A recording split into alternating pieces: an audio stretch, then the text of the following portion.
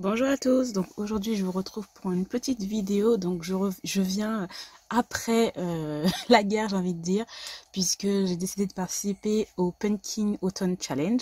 D'habitude je fais plus le challenge de Candy Shy, où c'est autour genre du cocooning etc. Là j'ai décidé de changer cette année. Donc voilà, je vais vous présenter ma petite palle. Je mettrai bien sûr toutes les informations par rapport à ce challenge en barre d'infos, donc la vidéo explicative du Terrier de Guimauve. Et bien sûr, son article aussi qui explique vraiment très très bien. Normalement, ce challenge commençait au début septembre. au moment où cette vidéo sera postée, nous serons fin septembre. Mais bon, c'est pas grave. Et le challenge se termine fin novembre, je crois aussi. Dans tous les cas, toutes les informations seront en barre d'infos. Donc tout d'abord, je vais vous montrer ce que j'ai sélectionné pour ma palle. Alors bien sûr, il y a 4 menus et dans les 4 menus, il faut choisir certaines sous-catégories. Et il y a des petits mots-clés, etc. qui peuvent nous aider en fait à choisir certains livres. Donc c'est parti. Donc tout d'abord pour Automne frissonnant, donc j'ai choisi le mot-clé thriller. Et comme livre, j'ai trouvé en fait, j'ai décidé de relire parce que j'avais pas terminé en fait cette lecture. Et c'est un webtoon. Donc c'est Bâtard. Donc le scénario de Cardan Kim et le dessin de je ne vois pas d'où je suis, Yong-chan Wang. Voilà, donc c'est manga coréen, manhwa, petit webtoon que j'ai très hâte de, parce qu'en fait je m'étais arrêtée au début et je n'ai toujours pas fini. Donc je me suis dit pourquoi pas. Donc en fait c'est une sorte de thriller, hein, clairement. Oui, un thriller psychologique, voilà. Et voilà, donc je sais pas si vous allez voir.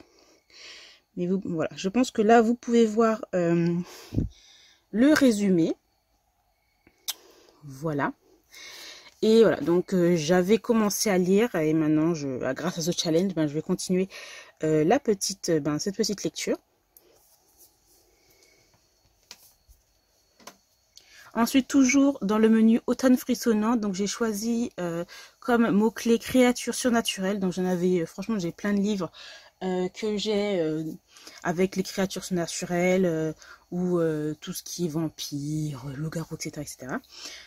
Fantômes, blablabla. Et donc moi j'ai choisi, vous allez voir, il y a beaucoup de relectures aussi. Donc j'ai choisi Les Ombres de la Nuit. Le tome, c'est un tome, j'ai envie de dire, entre certains tomes, il n'y a pas vraiment de numéro de tome, c'est un tome un petit peu à part, donc c'est L'Amant du Prince Vampire de Kresley Cole chez J'ai lu. Donc c'est une série Les Ombres de la Nuit que j'aime beaucoup, c'est de la bitlit. Là nous avons un prince vampire, voilà, et donc voilà, et c'est aussi un MM de ce que j'ai compris. Bon, il y a beaucoup qui ont été un petit peu déçus de cette lecture. Mais bon, j'ai très hâte aussi de me plonger là-dedans, puisque Les Ombres de la Nuit, c'est une série de base que j'aime beaucoup. On va passer à au deuxième menu, donc c'est Automne, douceur de vivre. Et j'ai choisi le mot-clé jeunesse. Alors, pour jeunesse, j'ai choisi une relecture. Et c'est... Oh, excusez-moi. Et c'est Behind the Bar de Brittany C. Sherry chez Hugo Roman. Donc j'ai choisi le mot-clé jeunesse tout simplement parce qu'en fait je crois que les deux personnages, c'est une romance, et les deux personnages en fait se sont rencontrés quand ils étaient plus jeunes. Voilà le résumé. Et c'est une relecture clairement, j'avais beaucoup aimé et là j'avais envie de lire une petite lecture doudou. Donc franchement Brittany C. Sherry, j'aime beaucoup ces livres, donc j'ai décidé de choisir celui-ci. Toujours dans Automne, douceur de vivre, donc j'ai choisi la sous-catégorie et le mot-clé Feel Good.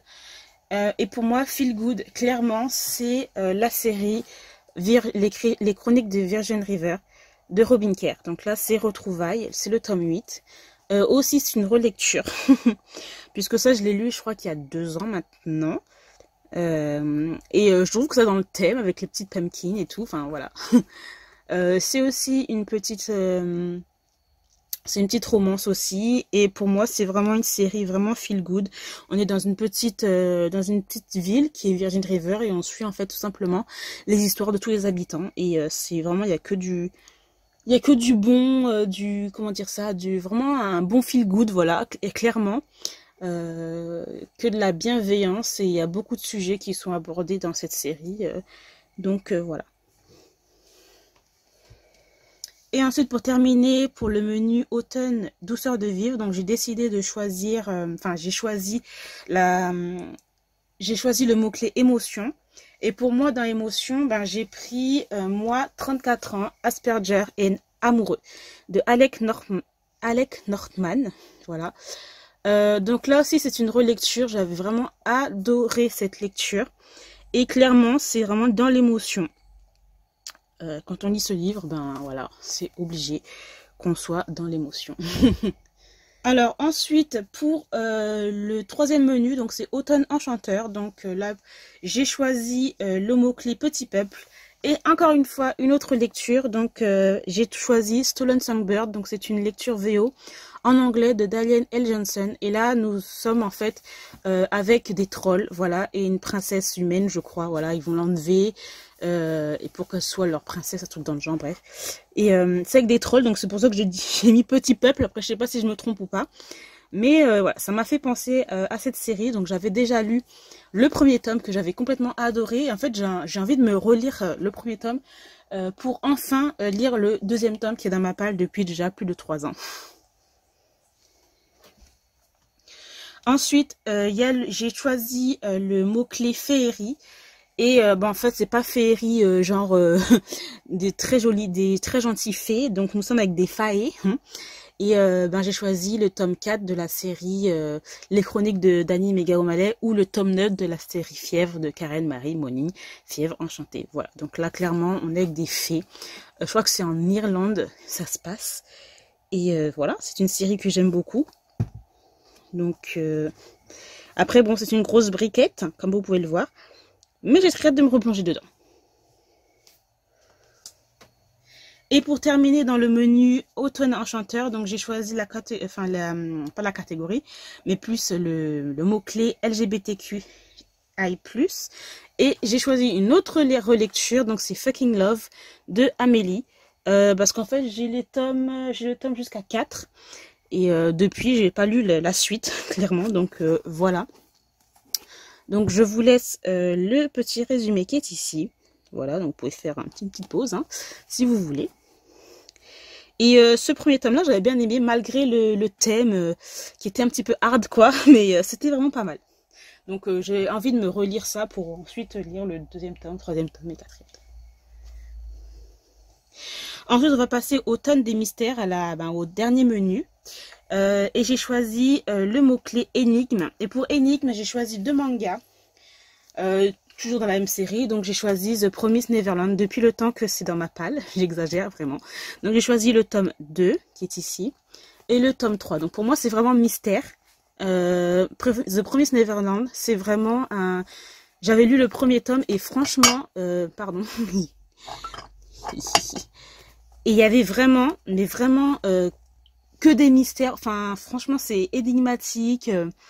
Et voilà, donc c'est pour ça que j'ai pris le tome 2 et le tome 3, parce que j'ai lu le tome 1 il y a déjà un bon moment. Et grâce à ce challenge, je vais lire la suite. Ensuite, l'autre mot-clé que j'ai choisi dans ce menu, donc c'est historique. Et aussi un autre manga que j'ai choisi, donc c'est le Requiem du Roi des Roses de Ayokano. Alors là aussi, pour moi, c'est une réinterprétation en fait de la pièce de théâtre de Shakespeare, Richard III. Et pour moi, c'est historique. Donc, voilà pourquoi je l'ai mis. C'est une série aussi qui est excellente.